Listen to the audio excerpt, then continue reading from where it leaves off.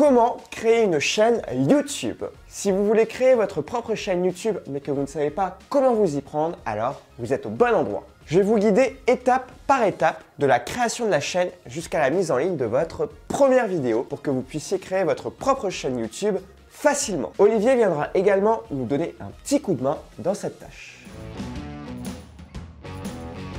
Donc, pour créer une chaîne YouTube, avant tout, il vous faut un compte Google. Si vous avez déjà un compte Google, vous pouvez aller directement au timecode qui s'affiche à votre écran. Et pour ceux qui n'ont pas de compte Google, vous pouvez suivre les manipulations que je vais faire dès maintenant. Donc, la première chose, c'est de vous rendre sur Google Compte. Je vous mets le lien en description. Vous allez cliquer ici sur Créer un compte. Alors ici, vous allez remplir les informations correspondantes. Ici, vous allez rentrer un nom d'utilisateur, donc c'est ce qui va apparaître dans votre adresse email. Donc moi ici, vu que c'est juste un mail provisoire, je vais appeler ça Thibaut SV Tuto. Mot de passe, je vous laisse générer le mot de passe que vous voulez. Et vous cliquez ensuite sur Suivant. Alors ici, vous pouvez ajouter un numéro de téléphone facultatif et une adresse email de récupération facultative également. Donc ici, adresse email, c'est notamment si vous oubliez votre mot de passe, comme ça vous pouvez faire une demande pour initialiser votre mot de passe vers une autre adresse mail. Et le numéro de téléphone, pour le moment, vous n'allez pas en avoir besoin. Mais par la suite, lorsque votre chaîne YouTube va se développer, Google aura besoin de votre numéro de téléphone. Donc soit vous le remplirez à ce moment-là, soit vous pouvez déjà l'indiquer ici. À vous de voir. Moi, je ne vais pas le mettre. Ici, vous indiquez votre date de naissance. Et ici, votre genre. On peut cliquer ensuite sur Suivant. Vous pouvez choisir ici la personnalisation express en une étape. Vous descendez tout en bas de la page, vous cliquez sur Confirmer, vous acceptez les conditions. Et voilà, votre compte Google est créé. Maintenant, on va se rendre sur YouTube. Donc si vous avez cette petite page ici, vous acceptez les conditions. Et vous allez cliquer ici en haut à droite sur Se connecter. Et ici, vous allez rentrer l'adresse email que vous venez de créer. Donc moi, c'était Thibaut SV Tuto. Ici, vous rentrez le mot de passe. Et voilà, vous êtes connecté à YouTube avec votre nouveau compte Google. Ensuite, pour créer votre chaîne YouTube, vous allez cliquer ici sur votre logo en haut à droite. Et vous allez cliquer sur Créer une chaîne. Donc ici, vous allez pouvoir indiquer le nom de votre chaîne. Donc moi, par exemple, je vais appeler ça Thibaut Vidéo, ce qui est un très mauvais nom de chaîne. Et nom d'utilisateur, vous pouvez choisir un nom d'utilisateur. Ça peut être la même chose. Donc moi, je vais mettre Thibaut Vidéo. Donc là, vous voyez par exemple, cet identifiant est déjà pris. Donc là, il me propose un autre identifiant. Ou bien vous pouvez taper autre chose. Donc je vais peut-être taper la même chose que mon adresse mail. SV Tuto. Et je vais cliquer ici sur Créer une chaîne. Si vous voulez, vous pouvez importer une photo. Mais ça, on verra ça un peu plus tard. On voit que la chaîne est en cours de création. On va attendre un petit peu. Et si je rafraîchis la page, on voit que ma chaîne YouTube Thibaut Vidéo est créée. Maintenant, on va voir comment personnaliser un petit peu notre chaîne YouTube. Donc pour ça, c'est très simple, on va cliquer ici sur le bouton Personnaliser la chaîne. Vous allez arriver dans le YouTube Studio. C'est un espace que vous allez bien connaître au fur et à mesure du temps, vous allez en avoir beaucoup besoin. Donc vous avez des petites informations données par YouTube. Et si on va ici dans Informations générales, et ici vous retrouvez le nom de votre chaîne YouTube que vous pouvez modifier. Donc vous pouvez le changer jusqu'à 2 fois tous les 14 jours. Donc on vous déconseille de le changer trop souvent, mais si ici au tout début de la création de votre chaîne vous regrettez le nom, vous pouvez le changer ici. Vous pouvez également changer l'identifiant. Ici vous allez pouvoir ajouter une petite description de votre chaîne YouTube. Donc moi ici, je vais tricher, je vais utiliser la même description que celle de la chaîne Stratégie Vidéo. Donc en gros, dans cet espace, vous indiquez de quelle thématique traite votre chaîne et n'hésitez pas surtout à mettre des mots-clés qui correspondent vraiment à ce que votre public peut rechercher pour tomber sur votre chaîne. Par exemple, si vous avez une chaîne sur l'éducation canine, n'hésitez pas ici dans cette partie de la description à indiquer sur cette chaîne, vous découvrirez mes meilleurs conseils pour faire de l'éducation positive avec votre chien de manière à avoir une éducation très poussée avec votre animal de compagnie,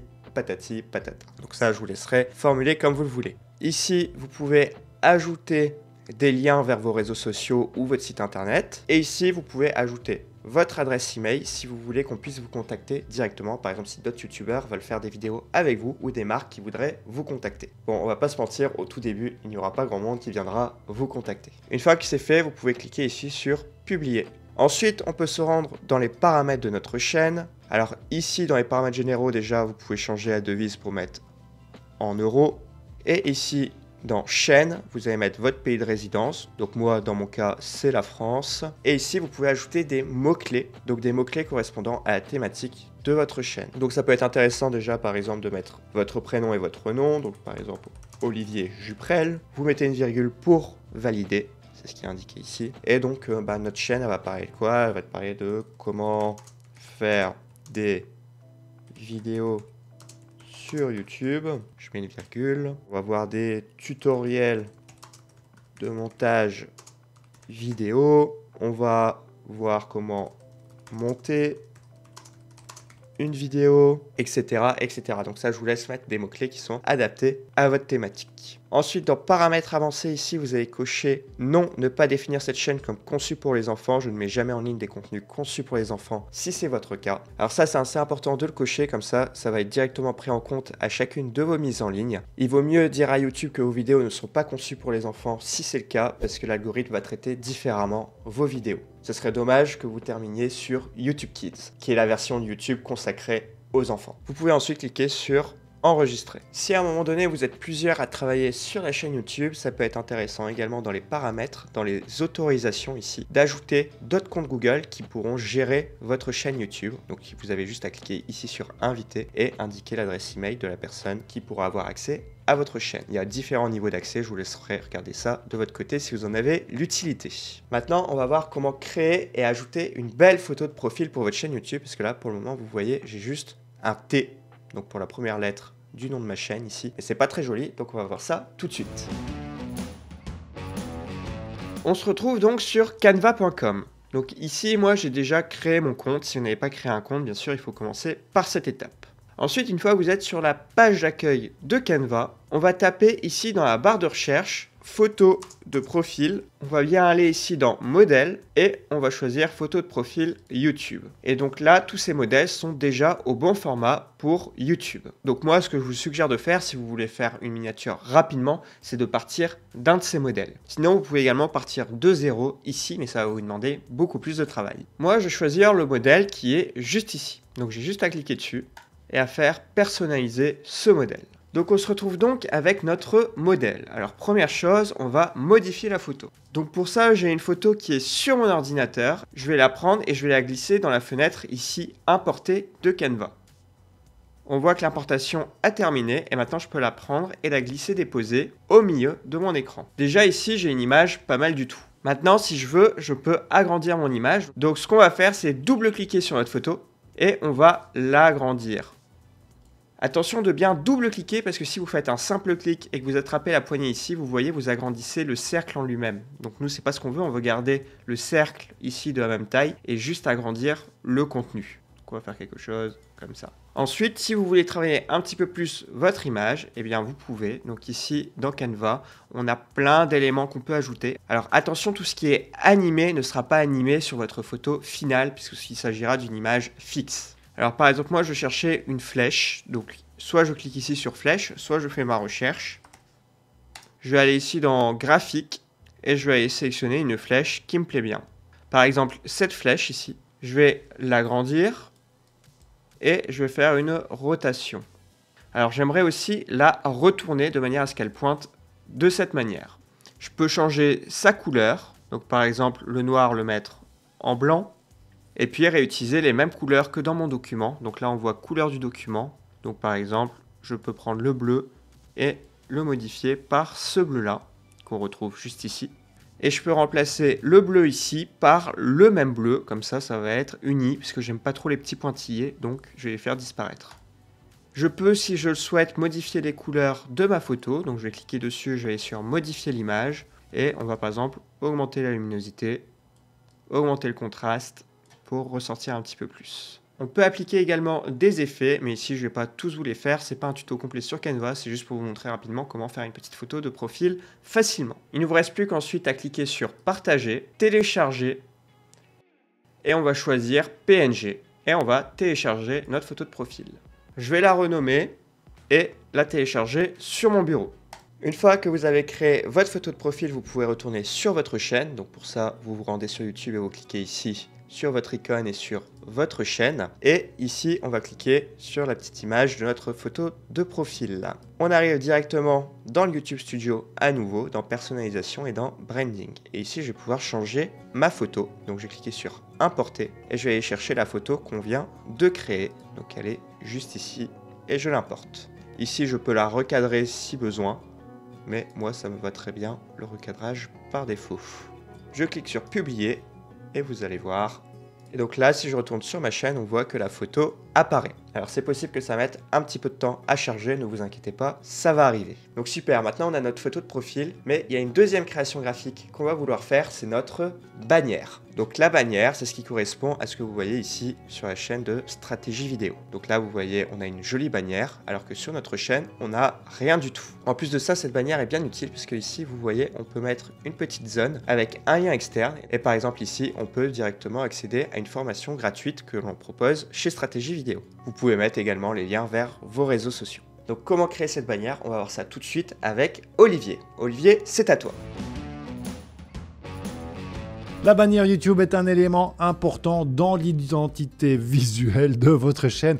C'est un des premiers visuels que vos nouveaux abonnés voient et c'est un excellent moyen d'attirer leur attention et de leur donner une raison de s'abonner à votre chaîne. On va donc regarder comment créer la vôtre avec un logiciel gratuit et je partagerai avec vous quelques astuces pour être certain que ça ait de la gueule sur tous les appareils. Dans ce tuto, nous allons utiliser Snappa. Moi, je préfère Snappa à Canva pour faire une bannière YouTube, car en plus de proposer déjà les bonnes dimensions, il y a déjà les repères qui permettent de s'y retrouver entre les différents formats avec les zones de sûreté pour le texte et les logos. Et ça, c'est quand même ultra pratique. Bravo Snappa!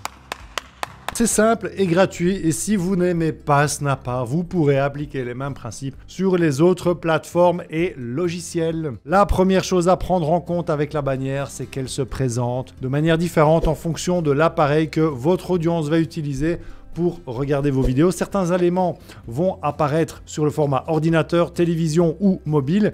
C'est vraiment ça la difficulté de cette bannière YouTube. Un seul fichier doit convenir pour tous les formats. Mais je vais vous montrer comment contourner ce problème facilement dans un instant évidemment.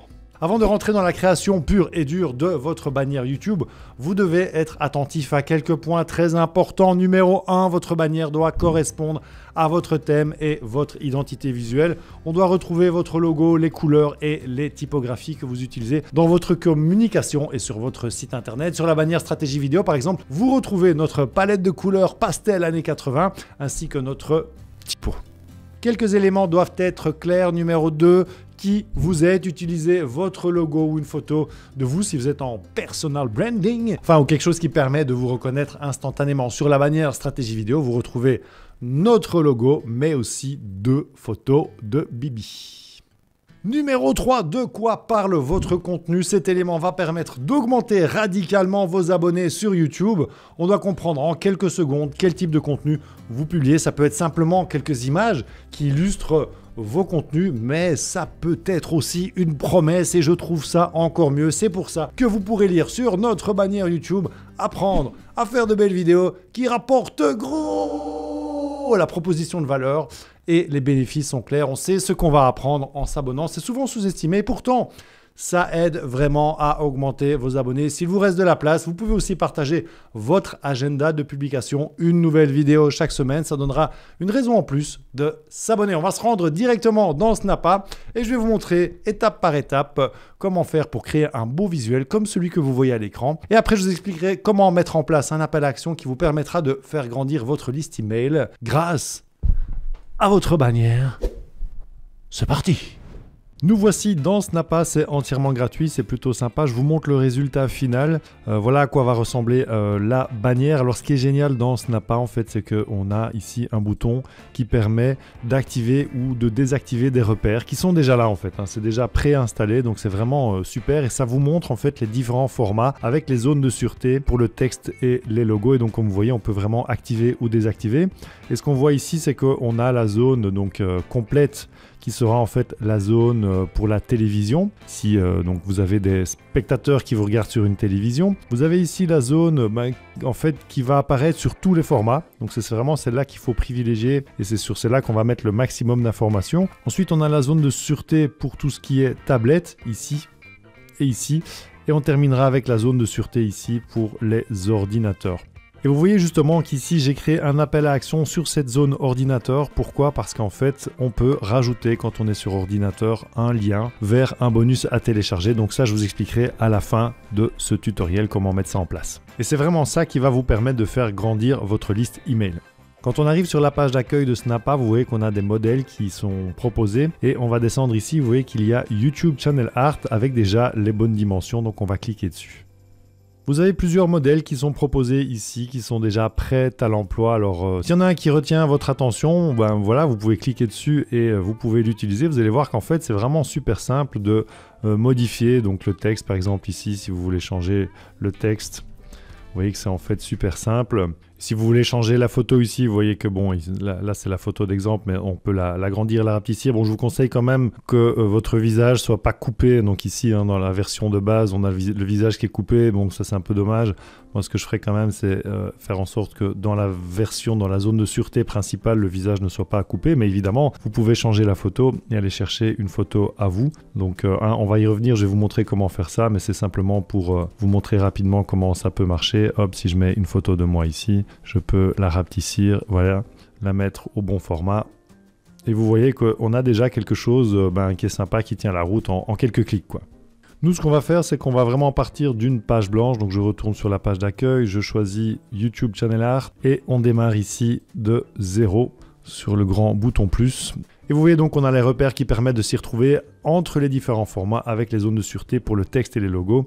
Et ça, c'est vraiment génial. On peut activer, désactiver très facilement, quoi. Comme je vous ai dit, le rectangle blanc ici sera vraiment la zone qui sera diffusée pour tous les formats. On va donc concentrer les informations les plus importantes dedans. La première chose, justement, on voit la petite flèche rouge ici qui est en train de nous inviter à le faire, c'est d'ajouter un arrière-plan. Et pour ça, vous avez une multitude de choix de photos qui sont libres de droit, que vous pouvez utiliser et qui sont très sympas. Maintenant, un peu le problème de ces photos, c'est en général que ça ne marche pas dans tous les formats. Donc moi, ce que je préfère faire, c'est cliquer ici sur Patterns et en fait là, on va avoir des arrière-plans avec justement, donc je vais désactiver les zones de sécurité, des arrière-plans, vous voyez, avec des formes, peut-être un petit peu texturées comme ça. Moi, je trouve que c'est vachement pas mal et donc on va partir de là. Vous avez la possibilité d'inverser les images verticalement ou horizontalement aussi, si vous le voulez. Maintenant, si vous voulez vraiment utiliser vos couleurs à vous, comme par exemple ici, ce seraient les couleurs de stratégie vidéo, vous voyez, vous avez la possibilité d'insérer votre code couleur et vous pouvez, voilà, maintenant après ici on n'a plus vraiment de texture, donc vous pouvez trouver peut-être le bon équilibre. Moi je vais le laisser comme ça ici.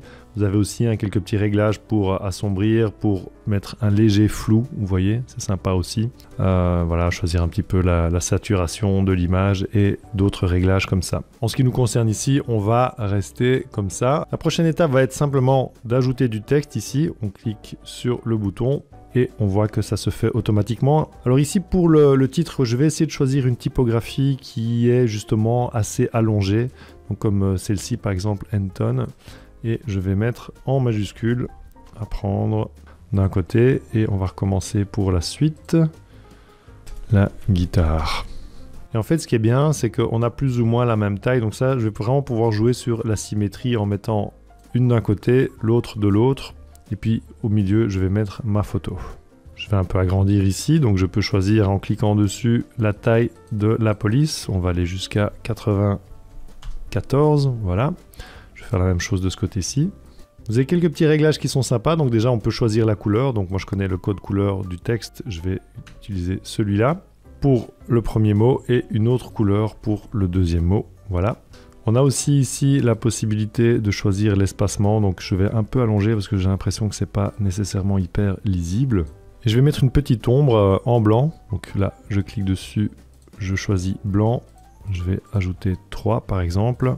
Même chose ici, on va mettre l'ombre en blanc et j'ajoute 3, voilà, déjà c'est pas mal.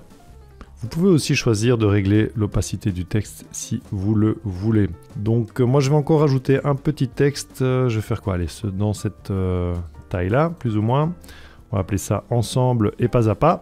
Voilà, cette fois-ci il ne sera pas en majuscule, je vais aller le mettre ici en dessous. Je vais choisir la taille pour que justement ce soit bon. Je vais choisir une typographie que j'aime bien, en Roboto Black, bien la centrer. Et pour la couleur, je vais reprendre la même couleur que celle-ci, pour créer un léger contraste. Voilà, très sympa. Elle est peut-être un peu plus grand. Voilà, là ça me semble bien. Je vais rajouter un petit peu de texte pour préciser mon agenda. Donc nouvelle vidéo chaque semaine, je vais aligner mon texte à gauche. Et pour la couleur, je vais essayer de prendre donc la couleur qu'on a ici à droite sur la guitare. Comme ça on va avoir une couleur, une autre et on revient sur la même, quoi. Ça crée un beau contraste. Ça dynamise un petit peu. Et pour la typo, je vais choisir le Roboto. C'est encore un petit peu grand, je vais diminuer la taille. Voilà, on y est. Nouvelle vidéo chaque semaine. Donc ça, c'est sympa. On a notre texte, c'est chouette. Maintenant, on va un petit peu habiller ça. On va utiliser des petites formes. Alors, donc, on a un trait ici qui est pas mal. Je peux déjà l'utiliser. Je vais le diminuer. Il est un peu épais. Donc, on va le passer à 4. Et pour la couleur, je vais reprendre cette couleur-ci. Voilà. On va refaire ça une deuxième fois. Maintenant, si vous ne voulez pas tout recommencer, vous pouvez simplement sélectionner la barre, vous faites CTRL-C ou Pomme-C, et ensuite CTRL-V ou Pomme-V, et vous avez la possibilité d'avoir directement la ligne qui est refaite, donc c'est quand même plus rapide. Voilà. C'est le moment maintenant d'importer une photo. Alors, ce qui est bien, c'est de supprimer l'arrière-plan de la photo que vous allez importer. Donc pour ça, moi j'utilise Remove Background. Le lien est dans la description, vous téléchargez votre image ici. L'image est téléchargée et vous voyez que ça calcule assez rapidement. Hop, il m'a retiré l'arrière-plan, donc c'est vraiment génial. On peut télécharger et ensuite on va importer cette photo ici. Donc vous allez dans Graphics, Uploads. Moi je les ai déjà ici, mais pour les uploader, il vous suffit d'appuyer sur le bouton là et d'aller la chercher. Donc je vais cliquer sur la photo, on voit qu'elle arrive. Là je vais réenclencher justement les zones de sûreté pour voir un petit peu comment ça se passe. Et je vais placer ma photo au milieu, ici. On va réajuster un petit peu l'ordre. Donc je vais essayer de bien centrer ma photo. Ça m'a l'air plus ou moins bon. Et ensuite, je vais simplement replacer le reste. Là, c'est pas mal ça. Donc on voit que le texte ici, il était un petit peu à califourchon sur deux zones. Bon, c'est pas toujours évident. Même si je le tire ici à fond à gauche, on va voir que quand même, on a le que ici qui va dépasser. Bon, voilà. Après, essayer de faire pour un mieux. Hein. C'est vraiment pas toujours évident. Et ce que je vais faire ici pour ça, comme c'est apprendre la guitare, je vais aller chercher dans Shapes, ici, non, ce sera plutôt dans Graphics, Icons, et là je vais aller chercher Plectrum, qui est en fait un médiateur qui permet de jouer de la guitare. Vous voyez, c'est sympa. Je vais l'orienter de la bonne manière. Et ici, vous pouvez choisir avec les boutons de le mettre en avant ou en arrière-plan. Donc je vais le mettre en arrière-plan. Vous voyez, j'ai cliqué plusieurs fois dessus. Il se met en arrière-plan et je vais changer la couleur. Je vais le mettre en blanc par exemple. Voilà, ça c'est sympa, ça donne pas mal. Et on voit qu'en fait, bon, ici on va avoir, ça va un petit peu dépasser sur la version tablette, mais bon voilà, ça c'est pas grave non plus. Hein. Dans l'onglet graphique, toujours ici, vous avez un onglet vecteur qui est plutôt sympa. Et donc si je clique par exemple sur ce premier vecteur là, ben, vous voyez que je peux en faire un petit peu ce que je veux. Donc si je l'agrandis légèrement, je le place ici, je peux même aller changer la couleur. Je clique simplement dessus, je choisis la couleur ici. Mais maintenant, si vous ne connaissez pas le code couleur, vous pouvez simplement appuyer dessus et vous pouvez choisir la couleur que vous voulez. Voilà, ça habille légèrement, c'est sympa. Ici, voilà, c'est pas grave si ça dépasse sur les zones. Pour amener encore un petit peu plus de vie, ce qu'on peut faire, c'est aller dans Shapes et prendre un carré et on va agrandir le carré. Et on va le basculer légèrement sur le côté. Voilà, le mettre sur la moitié du visage. Et ce que je vais faire, c'est que je vais le placer en arrière-plan. Que le texte apparaisse au-dessus et je vais changer la couleur, choisir un bleu comme ça par exemple, et vous voyez que ça donne un petit côté plus dynamique encore, surtout sur la zone de sûreté qui fonctionne pour tous les appareils. Et de nouveau, ce qui est bien ici, c'est qu'on peut choisir l'opacité du calque. Et ce qui est bien justement avec Snappa, c'est que cette zone pour ordinateur, elle est très facile à trouver. On voit ici un Desktop Safe Area, on est là. C'est cette partie-là aussi. Et donc justement maintenant, si on veut ajouter un appel à action pour le bonus, on va simplement dans texte, on va ajouter ici un titre. Comme on est dans l'univers de la guitare, on va appeler cet appel à action 9 chansons faciles à jouer à la guitare. On va le déplacer ici, on peut même refermer pour être certain que le texte ne dépasse pas la zone de sécurité. Pour la couleur, je vais garder ma couleur de référence. Et pour que ce soit bien clair, on va rajouter une petite flèche. Et donc pour ça, vous allez dans Graphics, on va mettre Arrow, c'est le nom pour les flèches. Et là, on peut par exemple prendre cette flèche-là. Regardez la même couleur. Pour ça, je vais dans Color Fill ici à gauche et je change. Et voilà, on est prêt à télécharger donc un download Hi-Res PNG. Je vais vous montrer maintenant comment l'ajouter à votre chaîne YouTube. Donc, vous voyez ici le résultat avec vraiment le bonus à télécharger. Donc vous voyez vraiment qu'il y a un lien qui s'affiche ici. Si je clique dessus, j'arrive sur le site internet qui me permet de télécharger le bonus gratuit. D'accord? Comment on fait ça? On va repartir de zéro. Vous cliquez ici donc sur personnaliser la chaîne et vous allez aller dans branding À ce moment-là, vous avez ici image de la bannière, on va l'importer. Et ce qui est sympa, c'est que donc il nous donne les informations visibles sur téléviseur, sur ordinateur, sur tous les appareils. Mais donc ça, justement, comme on a bien fait le boulot avant, on le sait déjà. Donc merci YouTube, c'est sympa. Et on voit le résultat sur télévision, smartphone et sur ordinateur. Ensuite, on va aller dans information générale. Et là, si vous descendez un petit peu, vous pouvez ajouter un lien. Et donc, on va mettre un titre. Donc le titre, ça va être ici « Recevoir votre chansonnier » puisque c'est la promesse. Je vais simplement mettre l'URL du site internet, mais donc là, normalement, c'est l'URL de votre page de capture que vous mettez. On appuie ensuite sur « Publier » et vous voyez, magie, c'est génial. On a la bannière qui est vraiment très jolie et on a la possibilité d'accéder au bonus directement avec la flèche qui nous renvoie dessus et la promesse. Donc génial, maintenant notre chaîne est prête. Maintenant, on va devoir créer du contenu pour publier sur notre chaîne YouTube. Et la première étape, ça va être de trouver le sujet de votre première vidéo. Première idée pour vous aider à trouver des sujets de vidéo, c'est d'aller voir ce que font vos concurrents. Tu veux copier sur les autres, mais t'as pas honte? C'est du plagiat. Wow, j'ai encore rien dit, on se calme. Toutes les entreprises vont voir ce que font leurs concurrents, c'est normal. Il faut rester à la page. Par contre, je vous rejoins sur un point. Copier pour copier, ça n'a pas d'intérêt, c'est du vol.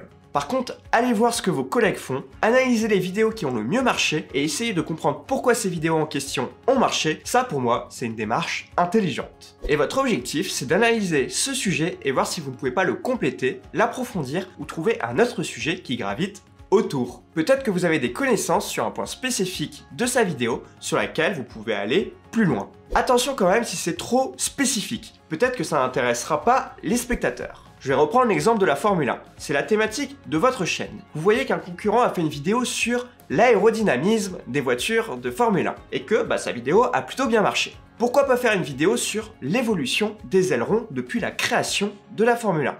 Par contre, commencer à parler d'un sujet consacré à la mécanique des fluides, je suis pas certain que ça va passionner votre audience. Et l'avantage de parler d'un sujet proche de celui de votre concurrent, c'est que si votre vidéo fonctionne bien, il y a des chances que votre vidéo apparaisse dans les suggestions sur la vidéo de votre concurrent. Et là, c'est bingo. On en parle en détail dans cette vidéo.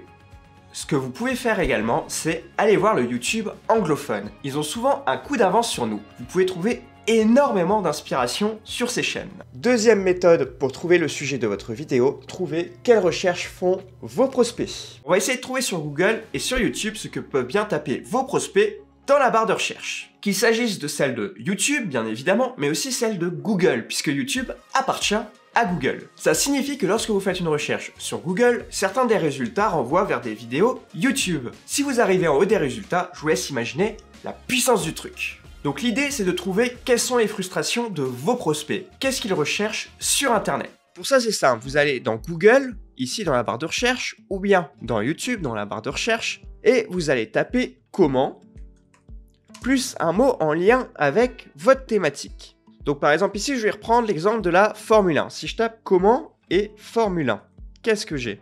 Comment regarder la Formule 1 gratuitement? Bon, ça, c'est plus pour voir la télé sur son ordinateur gratos. Comment accélérer en Formule 1? Donc ça, par exemple, les gens se demandent comment on accélère dans une Formule 1. Pour certains, ça peut paraître évident, pour d'autres, non. Donc pourquoi pas faire un sujet là-dessus? Comment fonctionne une Formule 1? Comment travailler en Formule 1? Ça peut être un très chouette sujet. Il y a plein de personnes sûrement qui se demandent comment on accède à la Formule 1, que ce soit en tant que pilote ou en tant que mécanicien. Comment devenir pilote de Formule 1? On le voit ici d'ailleurs. Comment voyagent les Formule 1? Donc les gens se demandent sûrement comment ils transportent toutes les Formule 1 d'un pays à l'autre tous les week-ends. Comment démarrer une Formule 1? Donc ça, pareil, les gens ils se demandent, tiens, c'est quoi le process pour démarrer une Formule 1? Est-ce que tu prends ta clé, tu la tournes et puis ça y est, c'est parti mon kiki? Je suis pas sûr, à mon avis, c'est pas si simple. Donc là, déjà, ça vous donne quelques idées de vidéos. On peut également remplacer comment par quel. Donc ici, par exemple, on voit quelle essence dans une Formule 1. Quelle vitesse peut atteindre une Formule 1? Quelle puissance a une Formule 1? Qu'est-ce qu'il y a comme moteur dans une Formule 1? Tout ça, ça peut être des sujets de vidéo à traiter. On peut taper pourquoi aussi. Pourquoi la Formule 1 est un sport? Pourquoi les Formule 1 font des étincelles? Pourquoi il y a des écuries dans la Formule 1? Bon là je vois pas trop comment on peut traiter le sujet, mais par exemple, pourquoi le nombre d'écuries est limité en Formule 1? Ça peut être intéressant. C'est quoi l'histoire derrière la bouteille de champagne à la fin des courses de Formule 1? Pourquoi les Formule 1 ne font plus de bruit? Pourquoi les Formule 1 rebondissent, etc., etc. Vous voyez, vous pouvez trouver vraiment plein d'idées comme ça avec la barre de recherche et les suggestions. Et ces recherches, vous pouvez faire exactement les mêmes dans YouTube. Alors attention quand même, il y a des chances que les premiers résultats soient déjà abordés par beaucoup de chaînes YouTube et certainement des chaînes qui ont plus d'autorité que vous. Du coup, si vous faites une vidéo sur exactement le même sujet, peu de chances que votre vidéo décolle face à celle de votre concurrent. Mais je vous renvoie au point 2 qu'on a vu dans cette vidéo pour savoir comment vous inspirer de vos concurrents. En complément de la barre de recherche Google et YouTube, il existe une super extension qui s'appelle TubeBuddy. Cette extension vous permet de voir les volumes de recherche sur une thématique et va vous indiquer si c'est un bon sujet ou non pour votre chaîne. Ici, on va faire une petite démo de TubeBuddy. Donc ici, j'ai l'extension qui est installée. Je vais aller dans le Keyword Explorer. J'ai cette fenêtre qui s'ouvre. Alors, on va rester sur la thématique, par exemple, de la Formule 1. Ici, si je tape, on avait vu comment accélérer en Formule 1. Si je fais cette recherche, est-ce que c'est une bonne idée ou pas? Donc là, TubeBuddy analyse. Donc ici, il prend vraiment en compte les statistiques de ma chaîne. Donc, il nous indique ici qu'il y a un volume de recherche assez faible là-dessus. Donc, en fait, il n'y a pas tant de monde qui recherche comment accélérer en Formule 1. Par contre, il y a peu de compétition. Il y a peu de chaînes qui ont traité ce sujet. Donc, ça vaut le coup quand même de faire une vidéo parce que même s'il y a peu de personnes qui recherchent, les personnes qui recherchent ce sujet, elles ne doivent pas trouver grand-chose parce qu'il n'y a quasiment rien en compétition. Donc, pourquoi pas le faire? Et ici, d'ailleurs, on voit qu'on a un résultat de 62 sur 100, ce qui n'est pas horrible. Ici, si je tape juste comment Formule 1 dans Keyword Explorer de TubeBuddy, on voit comment fonctionne une Formule 1.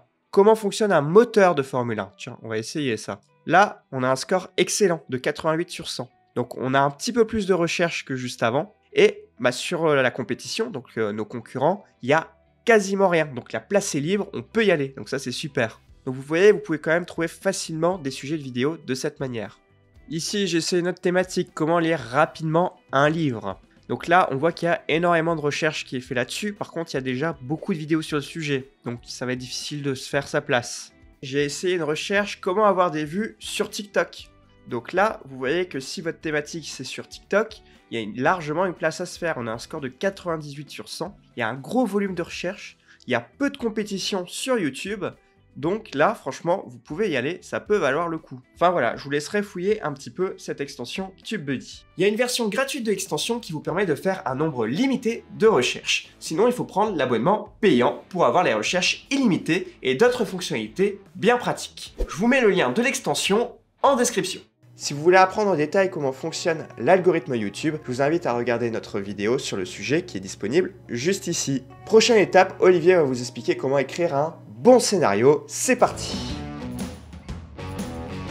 Je vais vous montrer la structure qu'on utilise aujourd'hui après l'avoir testée sur des centaines de vidéos YouTube. Cette structure nous a permis d'exploser nos durées de visionnage. Regardez les performances de cette vidéo, elle dure 11 minutes 23, ce qui est quand même plutôt long. Pourcentage moyen de vidéos regardées, 48,5%, c'est complètement fou. On voit aussi qu'après plus de 10 minutes, il y a encore 40% des spectateurs qui regardent. En moyenne, les gens restent 5 minutes 32 sur la vidéo et 73% des spectateurs regardent encore la vidéo à environ 30 secondes, ce qui est supérieur à la moyenne. Alors, comment ai-je obtenu ces résultats extraordinaires? Est-ce de la chance? Des pouvoirs magiques? Un effet de buzz? Non, j'ai simplement travaillé la structure de la vidéo comme un porc. On va décortiquer cette structure percutante ensemble dans un instant pour que vous puissiez obtenir les mêmes résultats avec vos vidéos YouTube. Mais avant, sachez qu'utiliser une structure aussi percutante vous permettra, comme on vient de le voir, d'exploser vos durées moyennes de visionnage. Un des paramètres, si pas le paramètre le plus important sur YouTube aujourd'hui, mais une structure vous permettra aussi d'augmenter vos chances que les gens s'abonnent, aiment ou partagent, parce qu'on va placer les bons appels à action aux endroits stratégiques. Ça vous permettra aussi de créer du contenu plus rapidement. Vous ne partez pas d'une page blanche, mais d'un canevas préécrit qui vous met tout de suite dans le bain et qui vous permet de ne rien oublier, de faciliter votre boulot. Une fois devant la caméra, vous saurez quoi dire, votre contenu sera de bien meilleure qualité, vous enregistrerez vos vidéos plus vite. Alors pour structurer nos vidéos, nous utilisons 5 éléments clés: accroche, générique, présentation, contenu, appel à action. Le premier élément clé pour structurer une vidéo YouTube, c'est l'accroche.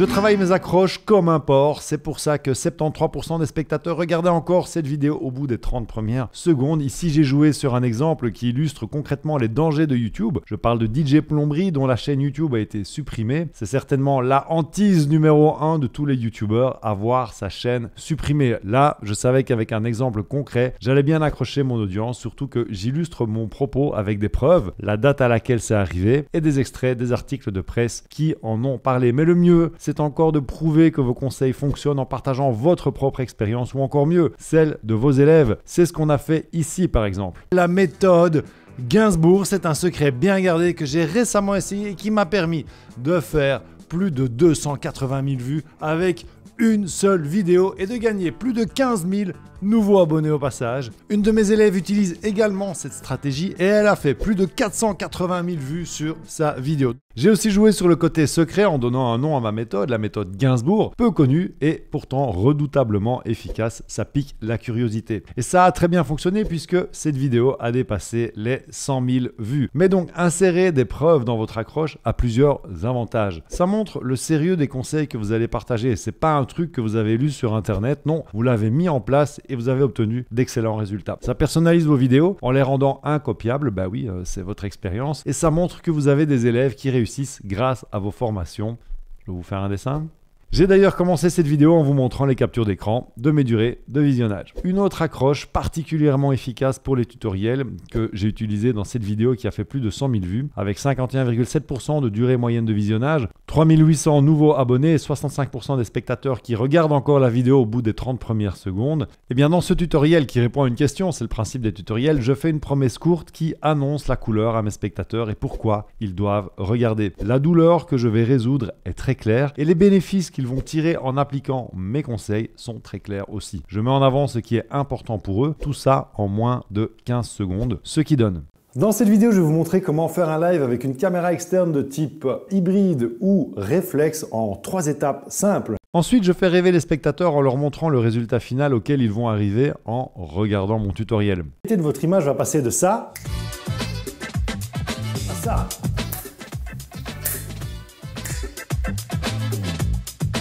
Et j'insère une petite touche d'humour. C'est quand même mieux, tu trouves pas? Je montre les bénéfices qu'ils vont tirer en appliquant et en quoi c'est important pour eux. Je leur fais une promesse en indiquant qu'ils pourront y arriver à la fin de la vidéo. Je vais vous montrer le matériel nécessaire et comment le brancher pour qu'à la fin de cette vidéo, vous puissiez faire un live en direct sur Facebook ou YouTube avec une caméra externe.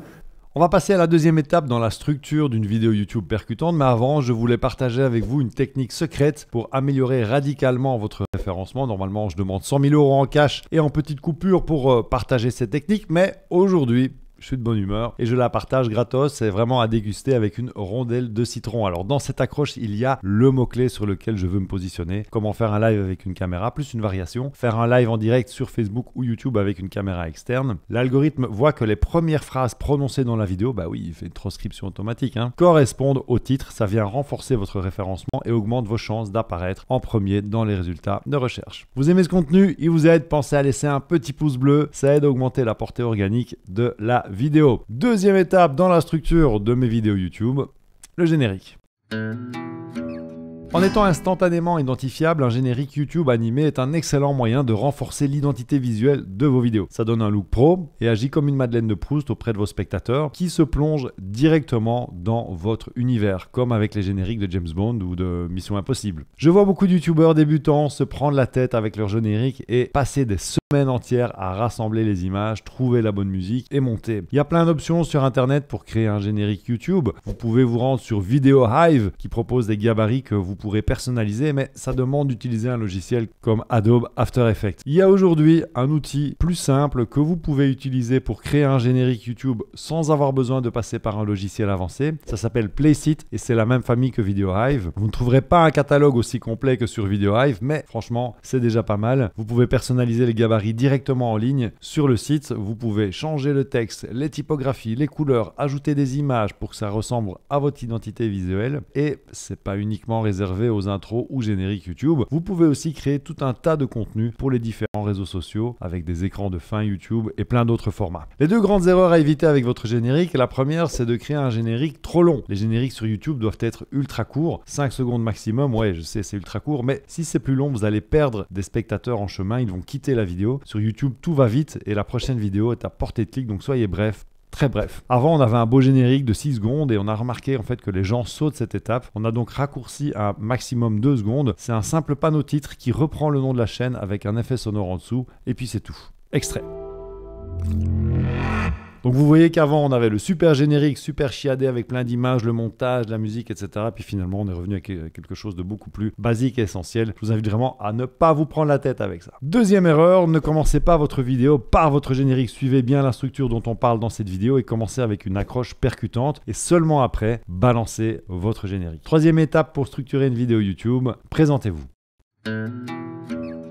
C'est toujours sympa de se présenter rapidement pour les nouvelles personnes qui arrivent sur votre chaîne. Votre présentation doit être courte, comme ici. Salut, c'est Olivier Juprel, bienvenue dans un nouvel épisode de Stratégie Vidéo. J'en profite tout de même pour partager la promesse de la chaîne. Le meilleur endroit pour apprendre à faire de belles vidéos, pas chères, qui rapportent gros. Mais je fais au plus vite et surtout, je demande plus aux gens de s'abonner. On utilise d'autres techniques machiavéliques pour que les gens s'abonnent, aiment ou partagent. Mais je pense vraiment que vous devriez aussi arrêter de demander aux gens de s'abonner. Ce serait un peu long de vous expliquer le pourquoi du comment. Et je vous invite donc à aller voir cette vidéo dans laquelle je vous explique les raisons de ce choix en détail. Le lien est également dans la description. En tout cas, ne faites pas l'erreur que je vois trop souvent. Commencez votre vidéo par cette présentation. Bonjour, bienvenue dans cette vidéo. J'espère que vous allez bien. Je m'appelle Christian. J'ai commencé mon parcours par des études en physique nucléaire et je me suis farci. Quatrième étape pour structurer une vidéo YouTube, votre contenu. Votre contenu doit permettre à votre audience d'atteindre le résultat annoncé dans votre promesse de départ. On va voir ça dans un instant. Et après, je vous montrerai les 3 techniques les plus efficaces pour enregistrer vos contenus face caméra en un temps record.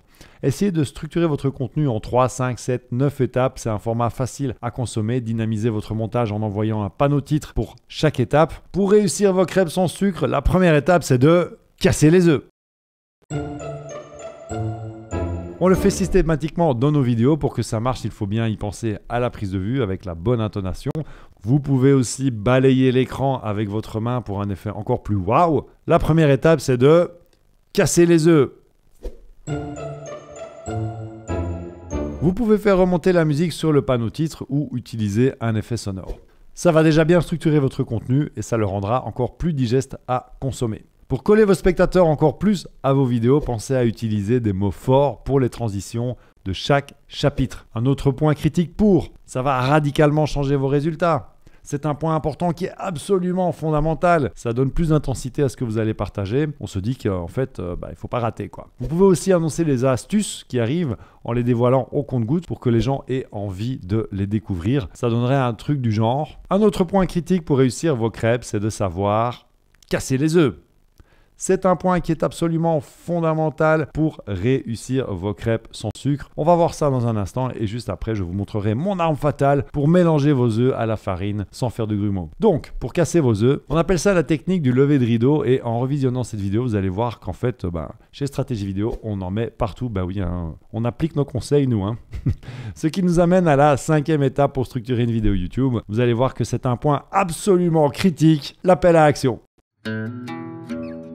Quelle action vos spectateurs doivent-ils entreprendre? Sur YouTube, vous allez proposer de s'abonner, de laisser un j'aime, peut-être de télécharger votre bonus gratuit. Peu importe, mais l'objectif spécifique de votre vidéo, il doit être clair et votre appel à action doit être lié à cet objectif spécifique. Vous devez comprendre un point essentiel. Au plus vous aurez partagé un contenu qualitatif, au plus vous aurez créé une relation authentique avec votre spectateur, au plus vous pouvez lui demander dans votre appel à action. Il y a plusieurs niveaux en fait dans ces appels à action. S'abonner, laisser un j'aime, ils ont juste à appuyer sur un bouton, c'est un niveau qui est plutôt faible. Télécharger un guide demande déjà plus d'efforts, ils doivent l'échanger contre une adresse email, sortir de YouTube, aller sur la page de capture. Alors proposer une vente, ça c'est une très grosse demande. Ça peut arriver après une série de vidéos, mais franchement pour vendre le plus efficace reste la liste email. Il y a 3 techniques pour enregistrer vos contenus face caméra. Certaines sont plus efficaces pour le faire en un temps record. Numéro 1, pas de notes, un prototal, ça prend beaucoup de temps en fait à la prise de vue. Il y a un gros risque d'oublier des choses et une perte de temps au montage pour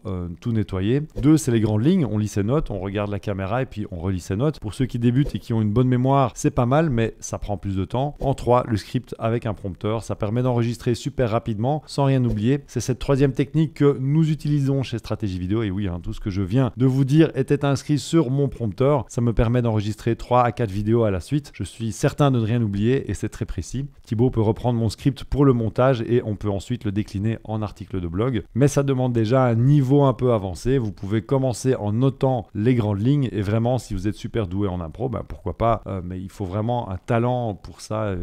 C'est pas donné à tout le monde. Si vous voulez apprendre à utiliser l'intelligence artificielle pour vous aider à écrire votre script de vidéo, on a une vidéo sur le sujet disponible juste ici. Vous allez voir, c'est assez magique et un gain de temps non négligeable. Comme Olivier vous a expliqué, on utilise un prompteur pour nos vidéos. On va rentrer un peu plus en détail sur la partie tournage.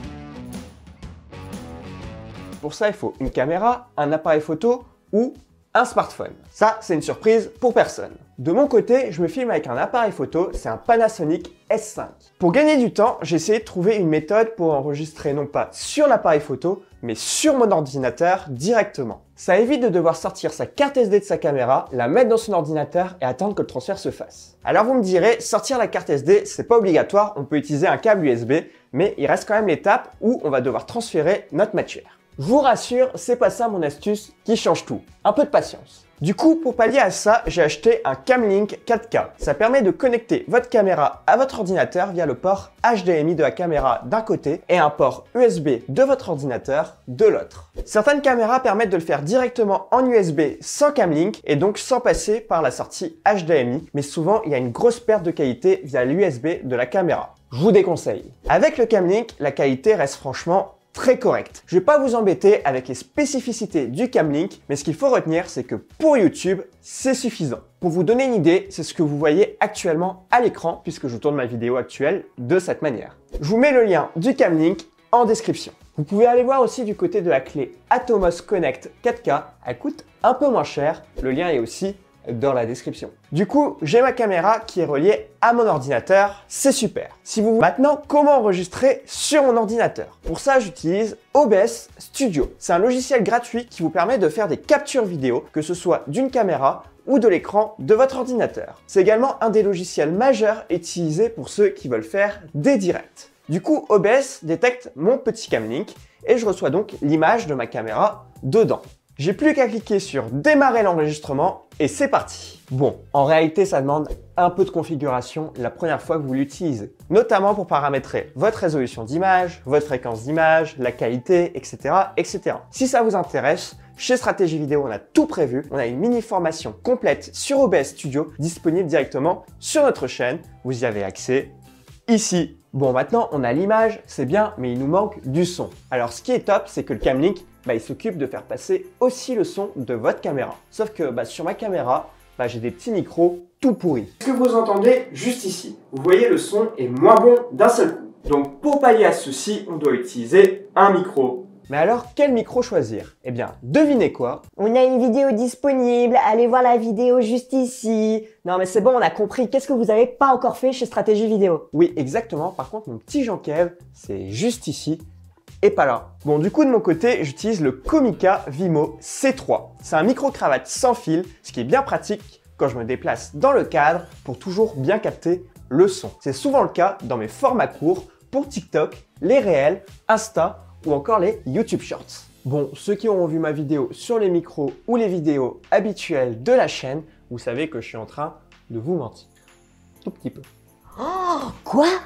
Bah oui mon petit Jean-Kev, si t'étais observateur, t'aurais remarqué que dans les autres vidéos de la chaîne, je ne porte pas de micro-cravate. Je vous dis la vérité dans un instant, mais elle est un poil plus complexe, donc je commence avec la solution la plus simple. Je disais donc un micro-cravate. C'est qu'un demi-mensonge d'ailleurs, parce que c'est vraiment comme ça que je fonctionne pour les formats courts, type TikTok. Par contre, c'est pas le cas pour les formats longs comme ici. Du moins, pas pour le moment, même si j'y pense. Donc je branche mon petit récepteur à ma caméra. J'accroche l'émetteur à mon t-shirt Et c'est parti, le son du micro arrive dans ma caméra qui le renvoie vers le Camlink qui l'injecte dans OBS. Et yes, j'ai une bonne image et un bon son en cliquant juste sur démarrer l'enregistrement sur mon ordi. Comme je vous disais, c'est un demi-mensonge. Pour mes formats longs, j'utilise un micro de type podcast en réalité. C'est avec ça que vous m'entendez actuellement. Je trouve le son meilleur. C'est le même fonctionnement, sauf que ça ne se branche pas directement à sa caméra, ça se branche à une carte son ou son ordinateur. Ça tombe bien puisqu'on enregistre notre vidéo sur notre ordinateur, donc on branche notre micro à celui-ci et on indique à OBS de récupérer le son, non pas du Camlink, mais du micro podcast. Mais il y a un hic, c'est pour ça que dans un premier temps, je vous ai parlé du micro cravate qui est plus simple à mettre en place. Le hic, c'est que le Camlink crée de la latence. Entre le moment où vous parlez et le moment où c'est enregistré sur OBS, il va se passer quelques millisecondes. Alors si votre son arrive avec l'image par le Camlink, il n'y a pas de souci, ils vont tous les deux avoir quelques millisecondes de retard, mais ça va rester synchro. Par contre, si vous récupérez que l'image du Camlink, l'image arrive toujours avec quelques millisecondes de retard. Par contre, le son du micro podcast, lui, il arrive en direct dans OBS. Il n'aura aucun retard. Du coup, vous vous retrouvez avec un décalage image-son. Ça se corrige, mais ça demande de bricoler dans OBS ou d'utiliser un logiciel comme Voicemeeter. C'est gratuit, ça vous permet de rajouter volontairement un peu de latence à votre son pour le synchroniser avec votre image. Je vais pas plus rentrer dans les détails ici. Si vous avez besoin, je rentre en détail dans notre tuto complet sur OBS. Je vous mets le lien avec le timecode précis en description. Mais si vous voulez faire simple, utilisez un micro qui se branche directement à votre caméra. Bon, là tu dis que c'est fini. Eh bien non, monsieur. C'est maintenant qu'il y a le petit hack stratégie vidéo. En effet, il reste un accessoire indispensable. Enfin deux pour être plus précis. Tout d'abord, un prompteur. Je vous conseille le Promstor Mini Téléprompteur. Je vous mets le lien en description. Ça va vous permettre de lire directement votre texte au lieu d'improviser. Les premières fois que vous allez l'utiliser, c'est probable que vous galériez un peu. Ça s'apprend, mais une fois que vous êtes à l'aise avec, c'est un gros gain de temps. Plus besoin de notes, d'apprendre par cœur votre texte ou d'improviser et de vous retrouver avec une vidéo complètement déstructurée avec un tournage où vous reprenez toutes les deux phrases. En plus de ça, il permet de très facilement passer d'une prise de vue horizontale à verticale pour les formats comme TikTok par exemple. Mais faut-il encore diffuser votre texte dans le prompteur? En théorie, il est fait pour refléter l'écran d'un téléphone. Mais c'est là qu'arrive le deuxième accessoire dont je voulais vous parler. Plutôt qu'utiliser un téléphone en reflet, je vous conseille plutôt d'utiliser un moniteur externe.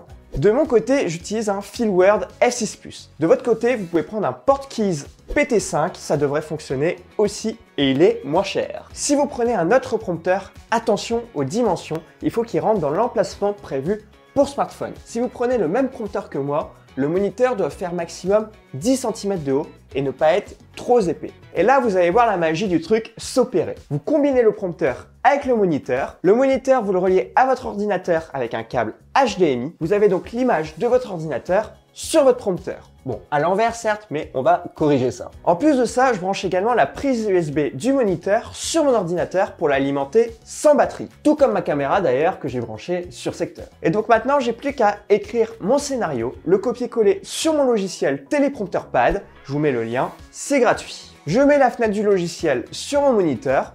Automatiquement, ça va remettre le texte à l'endroit. J'allume mes lumières, je lance l'enregistrement OBS, je lis mon prompteur, je coupe l'enregistrement et terminé, bonsoir, c'est fini. Et pour tous les prochains tournages, j'ai juste à copier-coller mon scénario dans mon logiciel et je tourne directement. Ça nous permet de travailler par lot chez Stratégie Vidéo. On enchaîne plusieurs tournages de suite hyper facilement de cette manière. D'ailleurs, si vous travaillez en équipe, vous pouvez utiliser StreamYard plutôt que OBS. C'est le même style de logiciel, sauf qu'il n'y a pas besoin de l'installer sur votre ordinateur, ça se passe directement dans votre navigateur internet. Et l'avantage de StreamYard, c'est qu'ensuite votre monteur peut aller récupérer le rush sur la plateforme directement, vous n'avez même pas à lui envoyer. Après le tournage vient le montage.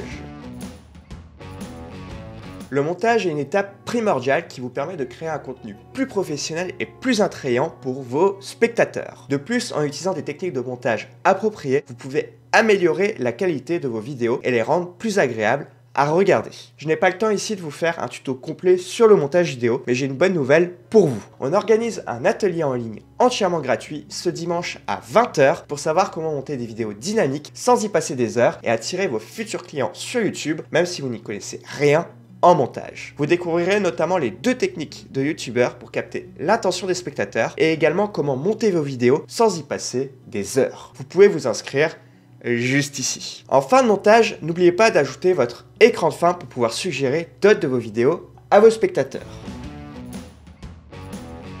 C'est hyper important de ne pas mettre son écran de fin avec juste de la musique à la fin de votre vidéo YouTube. Ça va nuire à votre durée moyenne de visionnage. En effet, les gens, dès qu'ils vont entendre votre musique et voir votre écran de fin, ils vont quitter la vidéo. Donc l'astuce, c'est de mettre votre écran de fin en même temps que vous continuez à parler dans votre vidéo, pendant les dernières secondes de celle-ci. Comme ça, le spectateur continue de vous regarder et de vous écouter, et en même temps, s'affiche votre écran de fin. Et il va rester jusqu'à la fin de votre vidéo pour écouter ce que vous dites. C'est pour ça que chez Stratégie Vidéo, notre écran de fin nous laisse toujours apparaître à l'écran en même temps. La première chose à faire, c'est bien sûr de placer votre écran de fin sur votre montage. Donc ici, je vous fais une démo.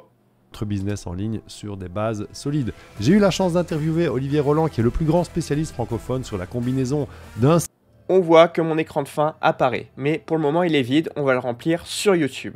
Votre écran de fin doit durer au maximum 20 secondes. C'est la durée maximum pendant laquelle vous allez pouvoir afficher vos éléments sur YouTube. Donc par exemple ici une suggestion de vidéo et ici le bouton pour s'abonner à votre chaîne. Si vous n'avez pas encore d'écran de fin pour vos vidéos, on a un pack disponible sur notre boutique. Ça vous permettra de mettre en place facilement un écran de fin dans vos montages vidéo, que ce soit sur Premiere Pro ou DaVinci Resolve. Ils sont entièrement personnalisables avec vos propres couleurs et typographies. Je vous mets le lien en description. Et si jamais vous n'êtes pas sur un de ces 2 logiciels, on a un tuto pour créer votre propre écran de fin. Vous pouvez retrouver le lien également en description et vous pourrez ajouter cet écran de fin sur n'importe quel logiciel de montage. Nouvelle étape, maintenant qu'on a tourné et monté notre vidéo, on va passer à la création de la miniature. Les miniatures sont souvent sous-estimées par les youtubeurs. Pourtant, une miniature YouTube, c'est comme l'affiche d'un film. Elle apparaît sur la page d'accueil et surtout dans les vidéos suggérées, c'est-à-dire sur la colonne de droite. Si personne ne clique dessus ou si vous ne gagnez pas le clic par rapport à vos concurrents, eh bien personne ne pourra découvrir la qualité de votre contenu. Il existe pourtant un moyen simple et rapide de créer des miniatures qui ont de la gueule et qui gagnent le clic comme celle que vous voyez à l'écran. Dans cette vidéo, on va voir comment faire une miniature YouTube de A à Z avec les méthodes et les outils gratuits que nous recommandons aujourd'hui pour que vous puissiez créer les vôtres rapidement et facilement. Vous verrez en fait qu'il n'est pas nécessaire d'utiliser des programmes comme Photoshop. Et dans cette vidéo, nous allons utiliser Canva, qui est vraiment une super plateforme gratuite, mais nous recommandons également Snappa ou Playseat, qui permettent également de créer des miniatures YouTube facilement.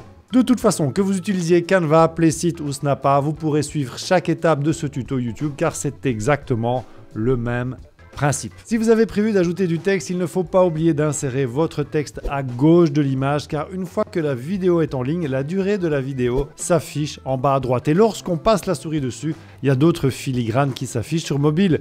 La durée des vidéos prend encore plus de place. Donc si vous voulez gagner en lisibilité, la partie droite de votre miniature doit donc pas contenir de texte. Je vous le dis parce que je me suis déjà fait avoir plusieurs fois. Et si vous voulez insérer du texte et qu'il reste lisible dans tous les formats, pensez à laisser de la place à votre droite lorsque vous prenez votre photo. Et c'est un peu contre-intuitif parce que sur la majorité des smartphones, en mode selfie ou même des caméras, en fait, le retour écran est inversé. Donc retenez que, en fait, c'est à votre droite qu'il faut laisser de l'espace. Le moyen mémotechnique, c'est de tenir sa droite. Donc voici quelques exemples de miniatures récentes. Et vous pouvez utiliser cette technique qui consiste en fait à laisser tourner votre caméra et à prendre plusieurs pauses. Donc là, je vais retirer mon micro.